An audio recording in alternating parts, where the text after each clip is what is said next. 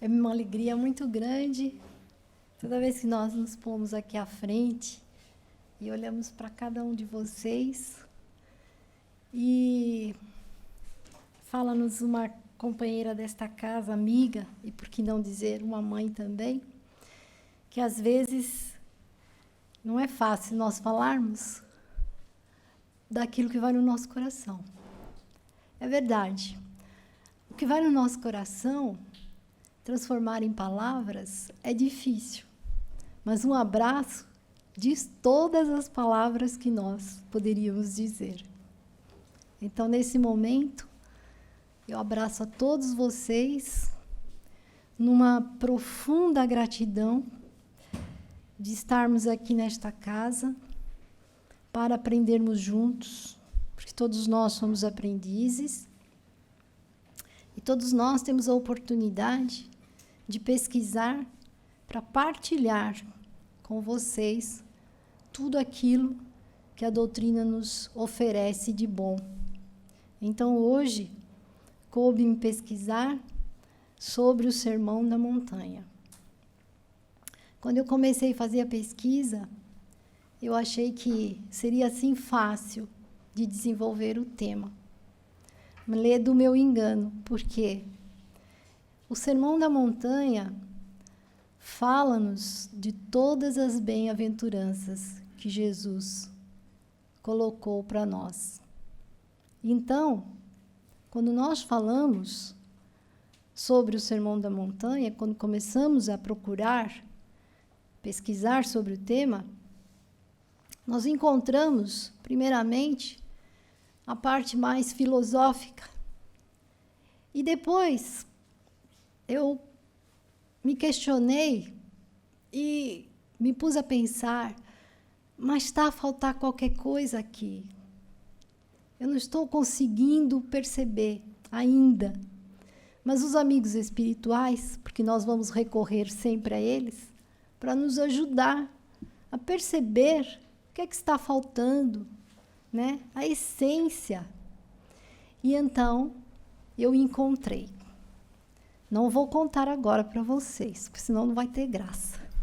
Então, vamos revelando as coisas da pesquisa aos pouquinhos, tá bem? Então, nós vamos trazer, primeiramente, do livro Sermão da Montanha, de Humberto Holden, filósofo. Ele diz que o Sermão da Montanha é uma das mais belas e verdadeiras mensagens da literatura espiritual. Proferidas há mais de 2000 anos, nas colinas de Corum-Atim, ao sudoeste do Lago de Genezaré, constitui um programa completo para a realização do reino de Deus. O Sermão da Montanha, nos capítulos 5, 6 e 7 do Evangelho segundo Mateus, é o coração de toda a doutrina do cristianismo. Ainda com Humberto Holden, ele diz que o Sermão da Montanha é integralmente espiritual. Não é uma teoria que o homem deva crer, mas uma realidade que ele deve ser. Então, por aqui a gente já começa a perceber que que é bem profundo tudo aquilo que Jesus vem nos trazer. E quanto mais nós lemos, quanto mais nós pesquisamos, não querendo desiludir a ninguém, mais nós percebemos que nós não sabemos nada. E nós nos defrontamos com aquilo que normalmente a gente fala. Somos crianças espirituais. E como crianças espirituais, nós ainda temos que caminhar bastante para amadurecermos, para percebermos essa essência divina que está em nós. Ele diz ainda que, se algum dia a humanidade fizer as pazes religiosas e se harmonizar em Deus, adorando o Pai em espírito e verdade, então esse grande tratado de paz só poderá ser realizado na base do Sermão da Montanha. Quanto mais cada indivíduo se edificar vivencialmente com esse espírito, tanto mais apto se tornará ele para servir de precursor e arauto do reino de Deus sobre a face da terra. Veja só que interessante o que ele fala. Quando nós nos identificarmos vivencialmente com esse espírito, ou seja, com tudo que trata o Sermão da Montanha, ou seja, nós temos que vivenciar, não é?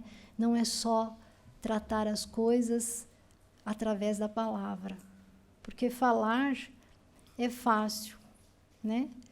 Mas ouvir, interiorizar, sentir, deixar que aquilo entre dentro de nós, exatamente quando nós adentramos a câmara do passe, para receber os fluidos, para beber a água fluidificada.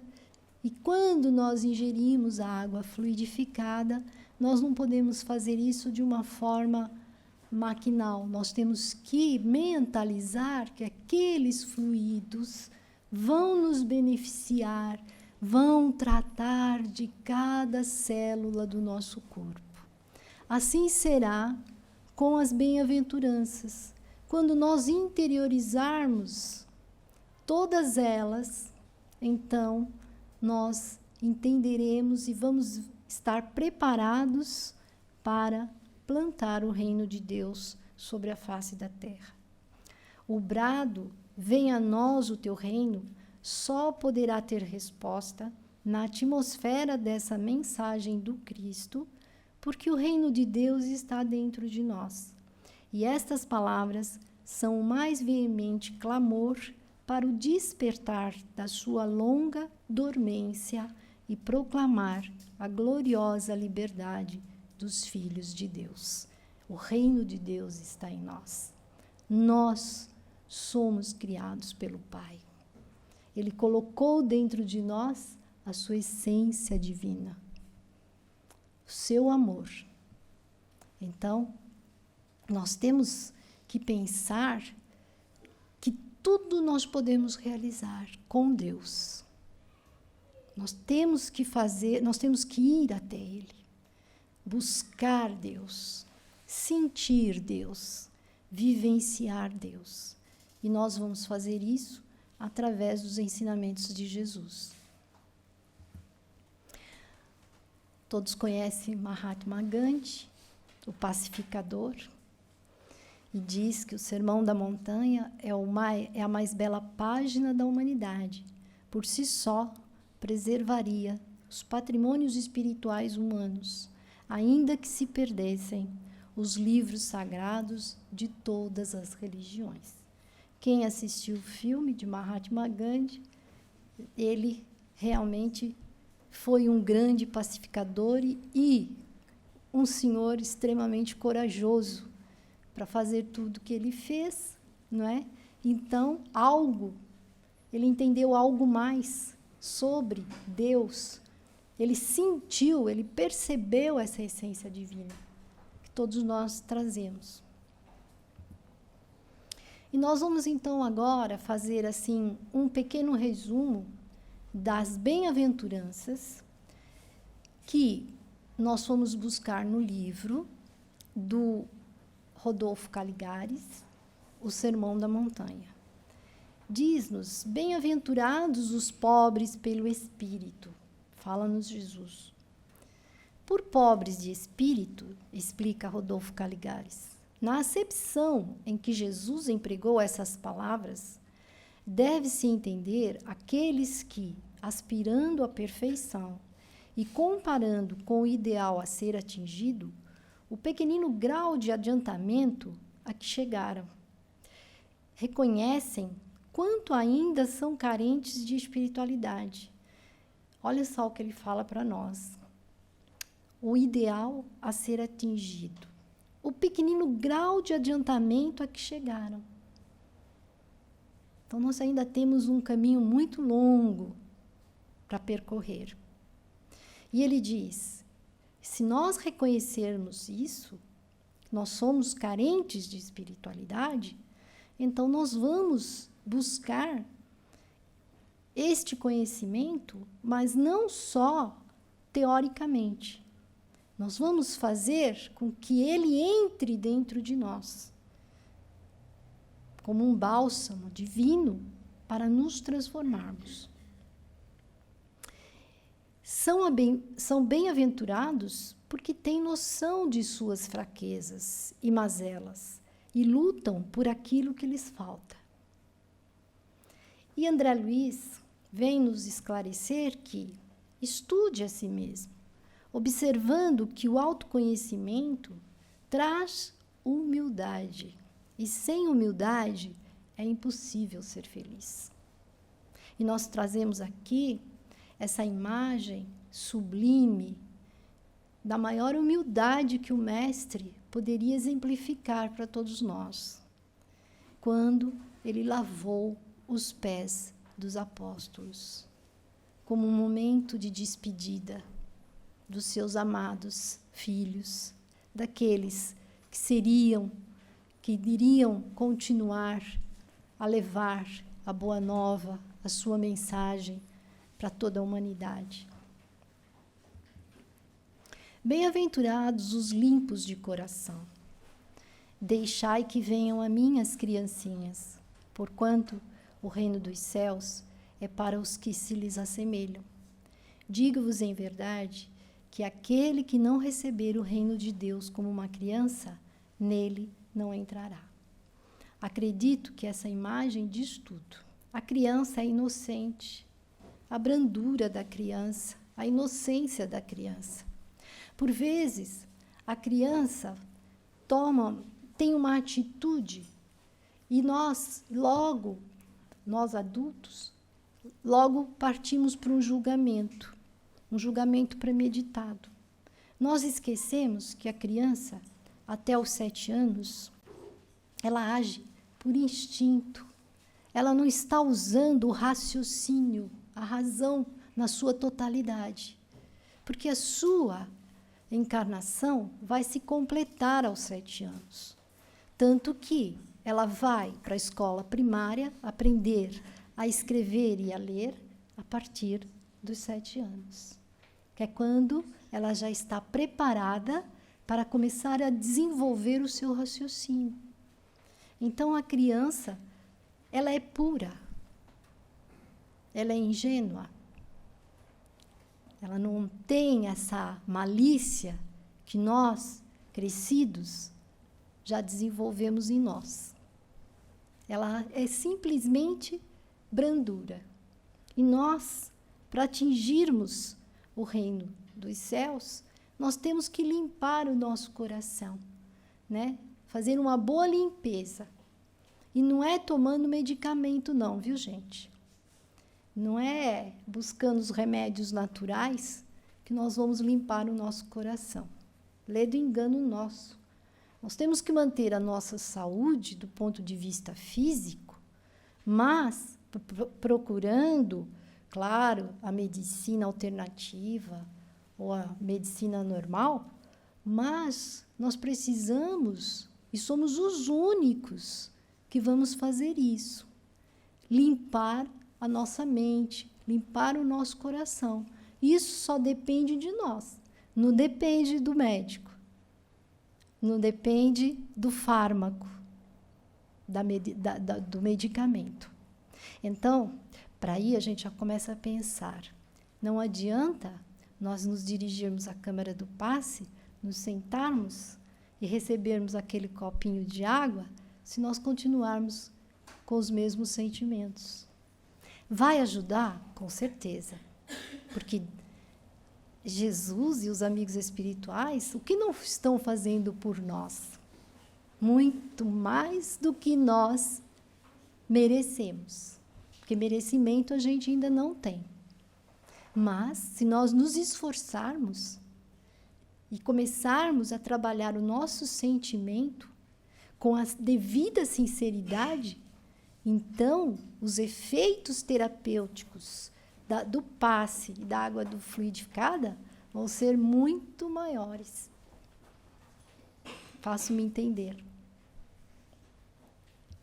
Continuando ainda, diz, o que quer dizer isso? fala-nos Rodolfo Caligares.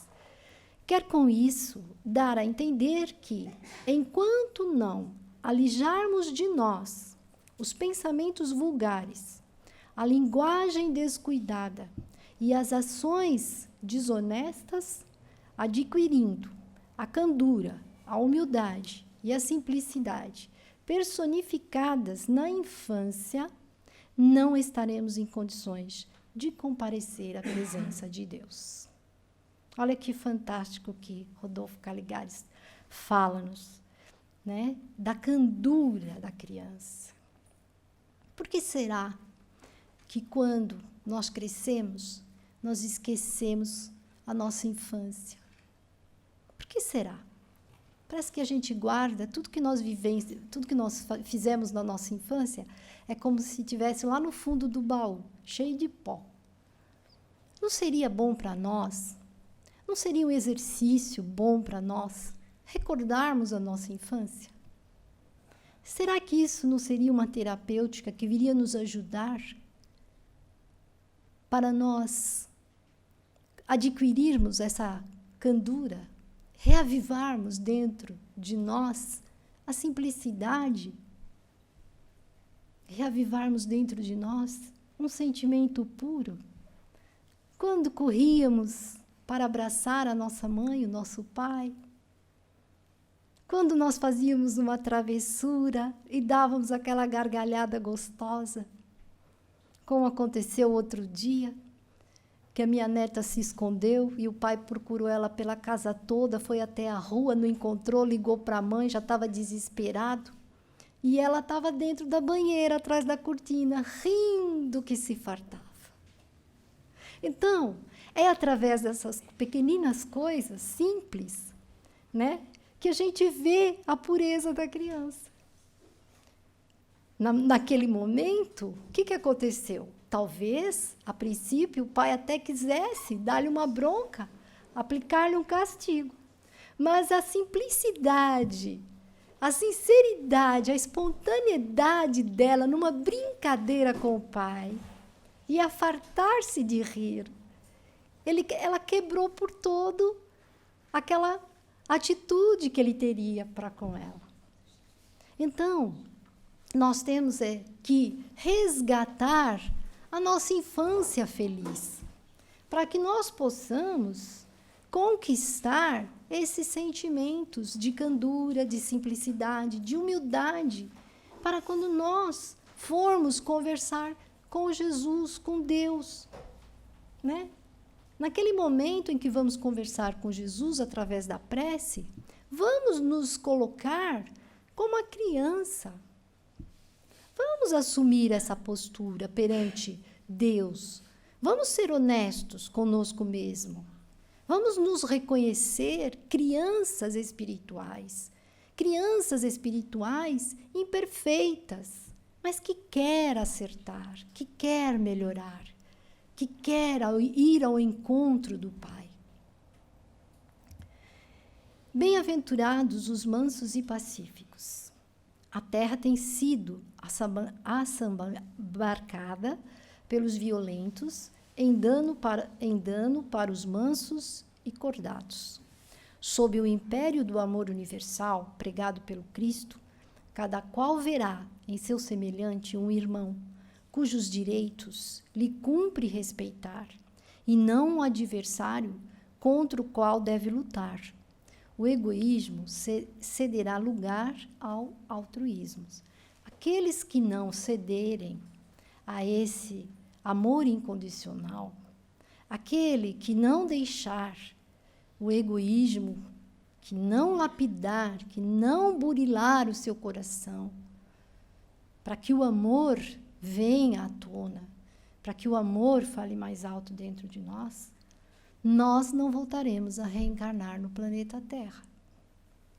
Porque nós estamos passando por o planeta está a passar por este momento de transição, né?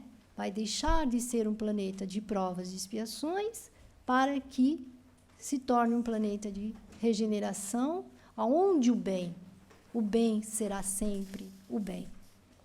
Então, nós precisamos fazer esse exercício, esse esforço constante, dioturnamente, né? Porque enquanto estamos na matéria, acordados, muito bem. E quando dormimos, deixamos o nosso corpo e vamos para a pátria espiritual ou para onde o nosso pensamento estiver mais ligado, né?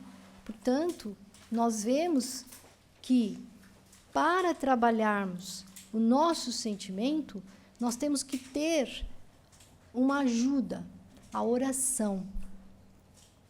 Então, nós temos aqui na casa um livro maravilhoso, chama Momentos de Oração.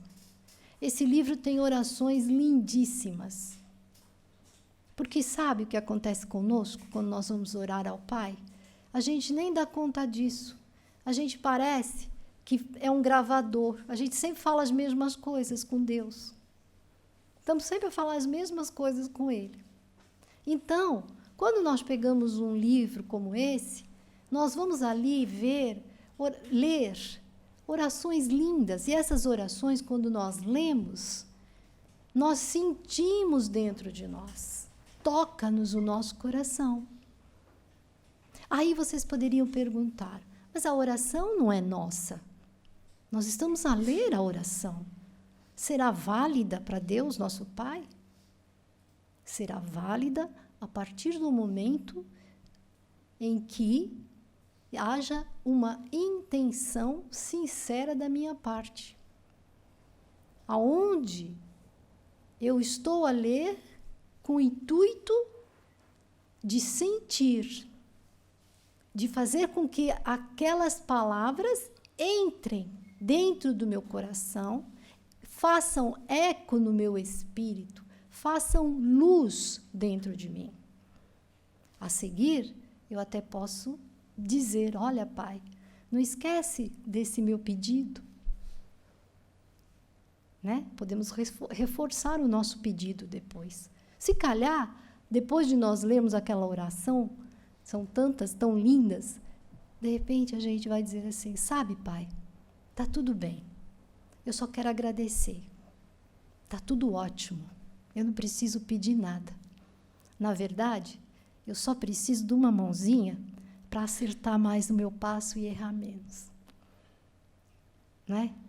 Olha a simplicidade, né, do nosso sentimento, do nosso externar as palavras ao Deus, nosso Pai.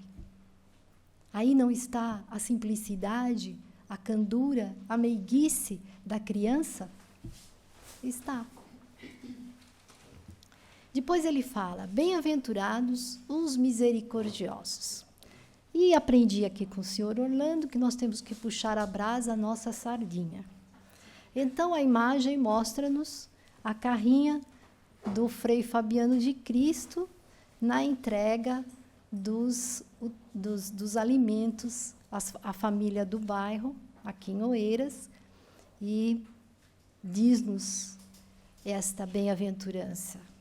Ser misericordioso é compadecer-nos da miséria alheia, dos que não possuem nem teto e nem pão, que suplicam um trapo usado com que cubram a nudez. Ser misericordioso é, acima de tudo, suportarmos-nos cristamente os defeitos daqueles que nos rodeiam. Eu acho que essa parte é a mais difícil, né? Nós pegarmos e sairmos para fazer uma entrega a domicílio, é uma atitude, é uma ação fácil. Mas suportar-nos cristamente os defeitos daqueles que nos rodeiam, essa parte é mais difícil. É muito mais difícil. Requer o quê? Paciência, tolerância, amor. Colocar-se no lugar do outro. Parar um bocadinho e pensar. Deixa me pôr no lugar dele para eu tentar perceber o que ele está a sentir. Porque nós estamos sempre voltados para nós. O nosso olhar está todo para nós. não está para o nosso próximo. Nós lembramos do nosso próximo quando o calo aperta no nosso sapato. Aí nós corremos para Deus, aí nós queremos fazer tudo, de uma vez só. Queremos ser misericordiosos, queremos ser pacíficos, queremos ser limpos de coração, queremos fazer tudo de uma vez só. Mas não é assim que as coisas acontecem. E diz-nos ainda que Jesus Cristo considera bem-aventurados os que usam de misericórdia, porque, segundo a lei, cada um recebe exatamente o que dá. E dar não significa só dar coisas materiais. Essa é a parte mais fácil, e o próprio Evangelho fala-nos isso. O mais difícil do dar é perdoarmos, né? É desculparmos, é procurarmos aquela pessoa que por acaso ficou qualquer coisa, alguma situação que não ficou clara e que nós devemos buscar esta pessoa cristamente, como nos fala aqui, e dizer a ela: olha, eu acho que eu cometi um engano com você. Sabe, eu gostaria de me desculpar com você, porque você me disse uma coisa e isto que você me falou, eu interpretei desta maneira e eu acho que eu me enganei. Então eu quero te pedir desculpas. E a pessoa nem sabia o que é que você pensou. Mas olha o nosso gesto de humildade. Porque aquela pessoa não sabia. Mas Deus, Jesus, os amigos espirituais sabem o que nós estamos a pensar. E os nossos obsessores também. Então, quando nós temos uma atitude proativa, positiva, em favor do nosso irmão, nós vamos ter a ajuda da espiritualidade. Mas se nós nos mantivermos com aquele pensamento negativo e continuarmos alimentando este pensamento, nós vamos ter, então, outros tipos de espíritos que vão ajudar, não é? Até chegar ao ponto de uma contenda, de uma situação mais desagradável. Bem-aventurados os que choram. Estava reservado ao Espiritismo, o Consolador prometido pelo Cristo, oferecer o esclarecimento desse ponto sem negar nenhum dos atributos da divindade. O sofrimento, segundo a doutrina espírita, é a consequência inelutável da incompreensão da lei que rege a evolução humana. Veja bem, Jesus disse: conhecereis a verdade e ela vos libertará. A doutrina espírita, ela é transparente, ela é clara, ela vem nos abrir os horizontes, vem elucidar a nossa mente, vem clarear o nosso espírito. Então, diz-nos Emmanuel, aceitemos realmente a dor na condição de apoio celeste, com que a divina providência nos enriquece o caminho. Nós temos que passar pela dor. A dor para nós é como aquele elixir que nós ingerimos para fazer uma limpeza. Antigamente, as nossas avós, eu não sou do tempo do antigamente, a dona Aldina é, o seu Orlando também. Os avós davam para a gente tomar aquele remedinho que depois a gente chupava o limão, de tão ruim que era, para limpar o nosso intestino, né? Que era para fazer uma limpeza lá dentro, porque nós brincávamos na terra, não lavávamos as mãos direito, então a probabilidade de nós termos vermes era muito grande. Então, para nós, a dor é que nem esse elixir, né? Ele vai provocar, né? Nós não queremos, ele vai provocar em nós uma situação em que vai fazer com que nós comecemos a pensar, a acalmar, a abrandar.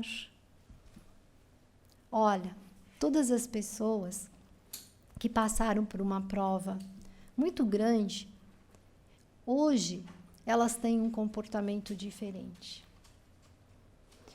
Nós vemos pessoas que já estão mais brandas, não têm tanta pressa, não têm tanta ansiedade, já não estão mais preocupadas com as coisas materiais, o material já não vem em primeiro lugar. Elas estão preocupadas com o ser, aquilo que Humberto Holden falou no princípio, com o ser. Então, nós precisamos nos preocupar com o ser, conosco, com uns com os outros. Nós somos uma família universal. Pertencemos à mesma casa que é dirigida por Jesus, médico das nossas almas. Portanto, quer queiramos, quer não, ainda precisamos da dor. Mas a doutrina espírita também nos esclarece que nós podemos passar por essa dor, mas de uma forma suave, tranquila. Mas, como diz Jesus, carregue sua cruz, mas eu estou aqui para lhe ajudar. Eu mandei o Consolador prometido. Veja como o Pai é bom. Ele dá a dor, porque nós a fizemos por merecer, mas coloca todas as condições para que essa dor se torne mais suave. Então, aceitemos a dor, como diz Emmanuel. E agora, nós vamos falar aqui do livro Boa Nova. Boa Nova também é um livro que mexe bastante conosco. E então, nesse momento, antes de começar a ler, eu quero fazer aqui com vocês eu vou chamar de terapia de sentimento. E então, vamos fazer o seguinte. Nós vamos agora nos imaginar ao redor de Jesus, no monte. Vamos, se for o caso, até fechar os nossos olhos para visualizar na nossa tela mental este monte. O Mestre sentado ali. Vamos todos imaginar, vamos nos deixar envolver pela melodia e vamos imaginar esse amigo iluminado, esse amigo amoroso, humilde, brando, suave. Difundidas as primeiras claridades da Boa Nova, todos nós, os enfermos e derrotados da sorte, habitantes de Corazim, Magdala, Betsaida, Dalmanuta e outras aldeias importantes do lago, enchiam as ruas de Cafarnaum em turbas ansiosas. Os discípulos eram os mais visados pela multidão, por motivo de permanente contato em que viviam com o seu mestre. Aos primeiros dias do apostolado, um pequeno grupo de infelizes procurou Levi na sua confortável residência. Desejavam explicações sobre o evangelho do reino, de modo a trabalharem com mais acerto na observância dos ensinamentos do Cristo. O coletor da cidade manifestou certa estranheza. Afinal, disse ele aos infortunados que o procuravam, o novo reino congregará todos os corações sinceros e de boa vontade que desejem irmanar-se com filhos de Deus. Mas que podeis fazer na situação em que vos encontrais? E dirigindo-se a 3 deles, seus conhecidos pessoais, falou convicto. Que poderás realizar, Lisandro, aleijado como és. E tu, Áquila, não foste abandonado pela própria família sob o peso de sérias acusações? E tu, Pafos, edificaria alguma coisa com as tuas atuais aflições? Os interpelados entreolharam-se, cabisbaixos, humilhados. O grupo de pobres e infortunados retirou-se em desalento. No entanto, o mestre pregaria no monte aquela tarde e, quem sabe, ministraria os ensinamentos de que necessitava. Não somos todos nós necessitados desses ensinamentos? Continuemos na nossa montanha. Continuemos visualizando Jesus e deixando que a melodia entre pelos nossos poros, pelos nossos ouvidos, pela nossa mente. Decorridos alguns instantes, Jesus, em companhia de André, deu entrada em casa de Levi, onde se puseram os três em animada palestra. O coletor, a certa altura da conversação, a sorrir ingenuamente, relatou a ocorrência, terminando alegremente a sua exposição com estas palavras. Que conseguiria o evangelho do reino com esses aleijados e mendigos? Mas, lembrando-se de súbito que os demais companheiros eram criaturas pobres e humildes, acrescentou: veja a inteligência de Levi nesse momento. É justo esperemos alguma coisa dos pescadores de Cafarnaum. São homens fortes e desassombrados, e o bom trabalho lhes cabe. Não vejo, porém, como aceitar a contribuição desses desafortunados e vencidos que nos procuram.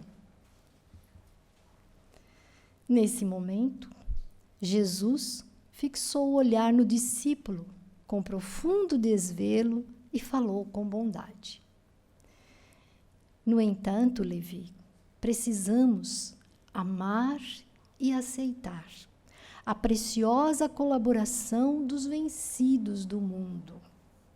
Se o Evangelho é a boa nova, como não há de ser a mensagem divina para eles, tristes e deserdados na imensa família humana? Os vencedores da terra não necessitam de boas notícias. Então nós somos os aleijados, os coxos, os cegos. Somos todos nós. Cegos na ignorância, do entendimento para com o nosso próximo.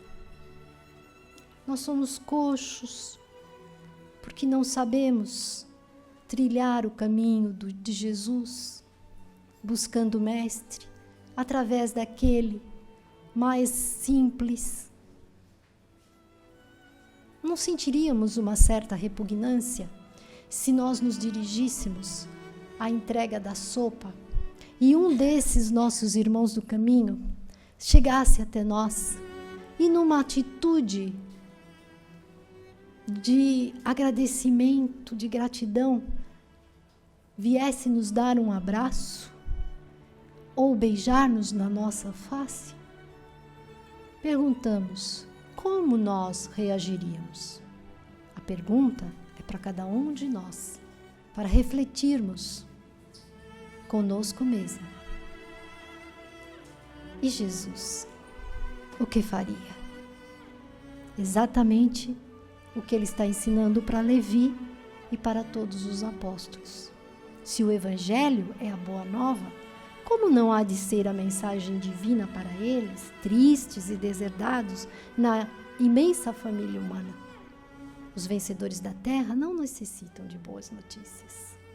E se nós estamos aqui, é porque nós precisamos, viemos buscar, porque queremos aprender, porque queremos melhorar, porque queremos sentir como Jesus nos sente. Esse é o nosso desejo. Senão não perderíamos tempo em estar aqui. Iríamos fazer outras coisas. lá fora. Mas aqui nós estamos porque nos já reconhecemos pobres de espíritos, necessitados, cegos, coxos, tristes, doentes.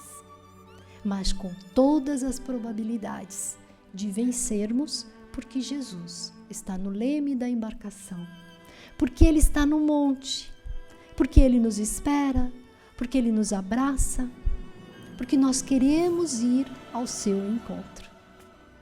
Todos nós, juntos, não separados, porque senão nós continuaríamos sendo egoístas.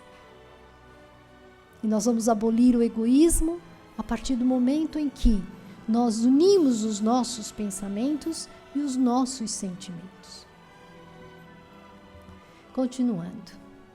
Nas derrotas da sorte, as criaturas ouvem mais alto a voz de Deus. Olha que interessante.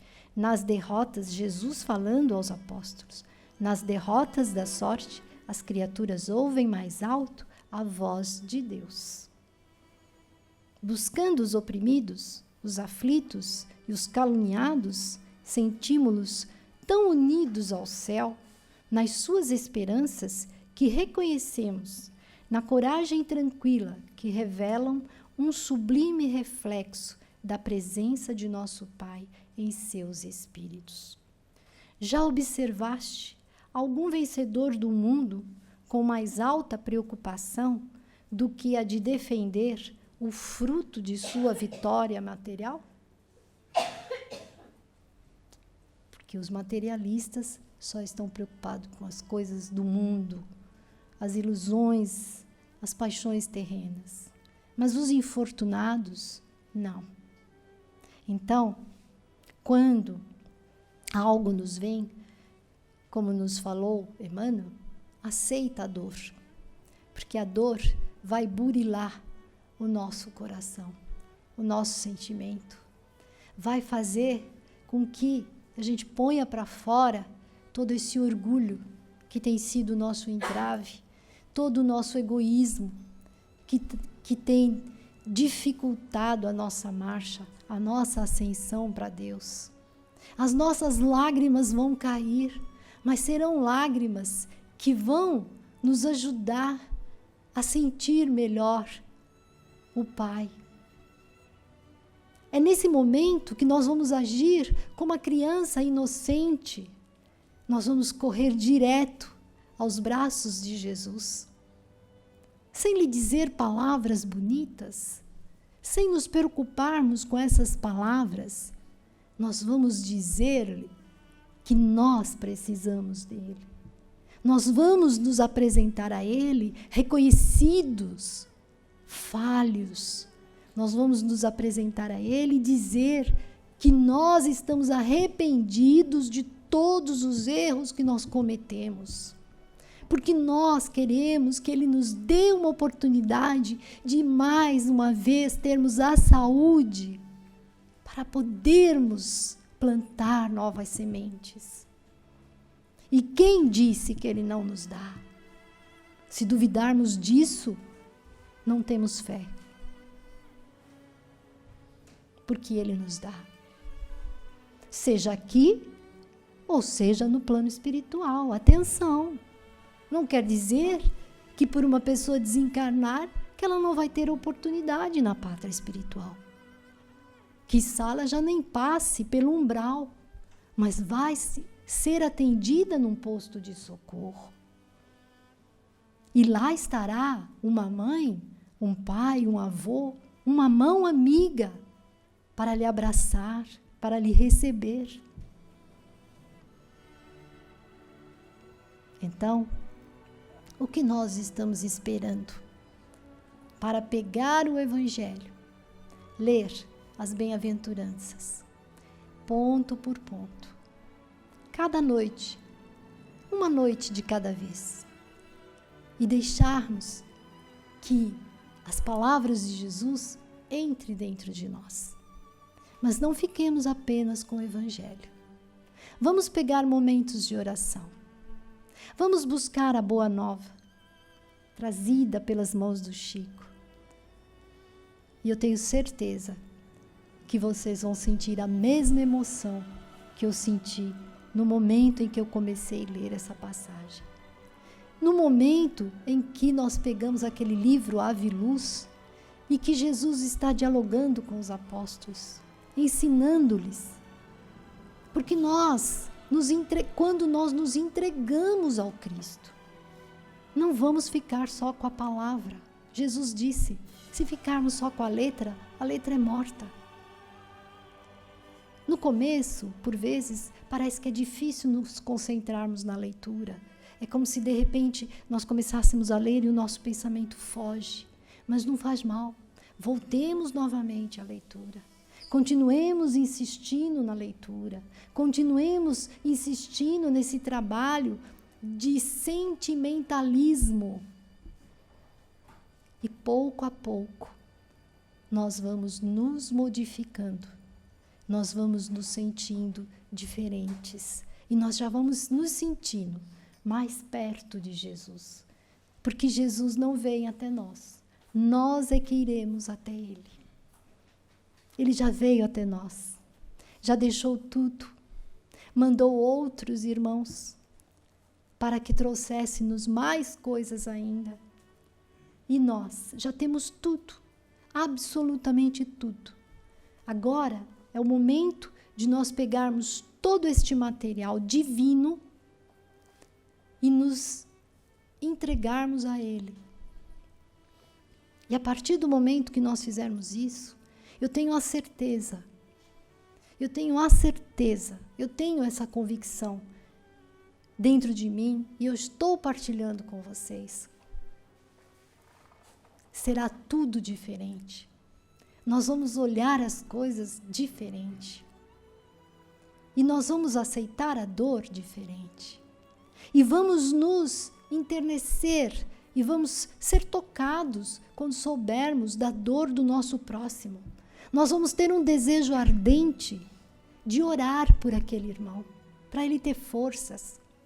Nós vamos ter um desejo ardente de rogar a sua saúde, a sua resignação.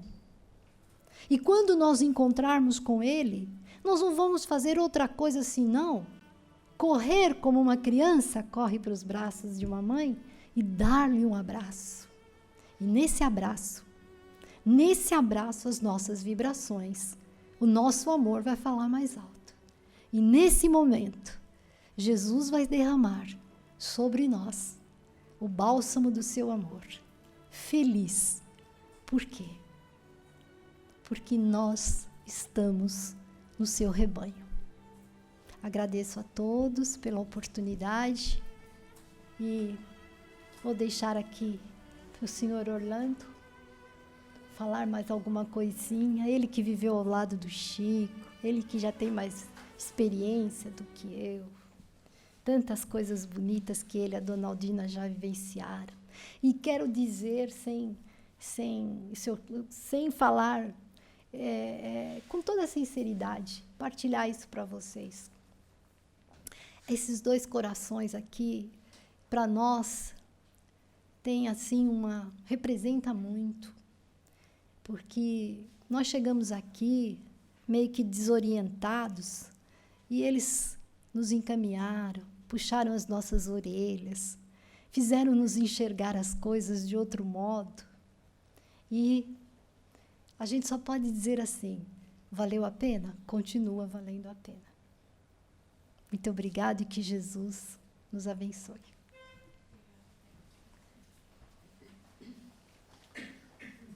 Agradecemos assim as palavras bondosas da nossa Nádia, mas com todo o trabalho que ela fez referência, nós temos que dizer que Deus, na sua misericórdia, e o Cristo está escrito, que não são os sãos que precisam de médico.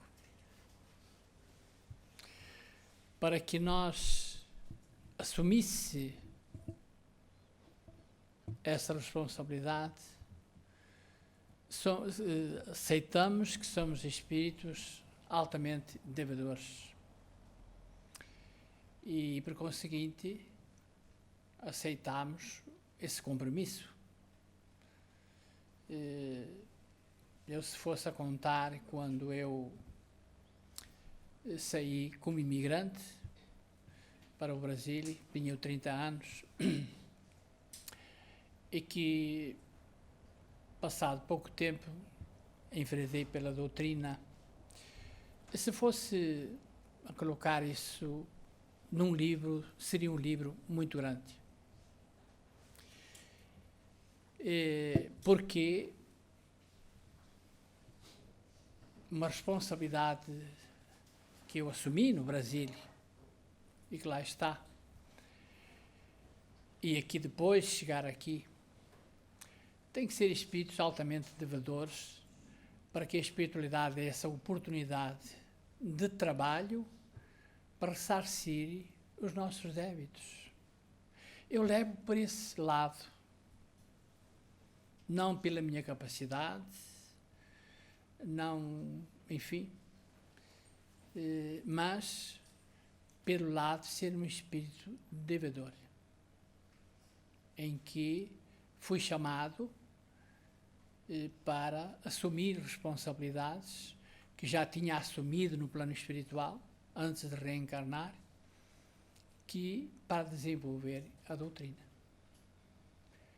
Jamais pensei, com 30 anos, que estava sendo desafiado para ir para outro país que eu não queria ir, para depois desenvolver um trabalho muito grande que lá está. Muito menos quando Batuíra disse: filho, vamos voltar às raízes. E me disse: eu não quero ir, estou muito bem no Brasil, portanto eu não quero ir, embora seja a minha terra, amo o meu país, mas tive que vir. E aqui estou, e graças a vocês, e graças à espiritualidade, temos a casa que temos, desenvolvido o trabalho que tem sido desenvolvido, mas eu, para mim, atribuo à espiritualidade, à Batuíra, e também à misericórdia divina, por ser um espírito altamente devedor, deu oportunidade do trabalho. Uma coisa é levada em conta, e não foi dito na sexta-feira: o esforço e a boa vontade que qualquer um de nós, quando se vê convidado para uma responsabilidade, aceitar e trabalhar com todo o afinco, com todo o coração e o sentimento. Aí sim, aí tem o seu resultado. Não é? Mas, se eu pusesse num livro, realmente, daria um grande livro, tudo que realmente eu encontrei na doutrina, desde o primeiro momento em que Batuíra disse que se comprometeu a abrir todas as portas, e abriu, não é? Até chegar ao Chico, até às personalidades, e tudo. E aqui também, para formar esta casa. A espiritualidade é quem eu devo, é quem nós devemos tudo isso. Por isso, agradeço a Deus, eu e a minha companheira, esta oportunidade, nesta presente encarnação, irmos para a doutrina, ela com a sua mediunidade, e termos chegado até a este instante, porque o Chico disse: orem por mim, porque a 100 metros eu posso cair. E temos visto grandes personalidades, com grandes responsabilidades, não conseguirem chegar até ao final. De maneira que somos convocados na oração permanente para podermos seguir em frente o nosso caminho e chegarmos até ao final, que é o desejo de todos nós.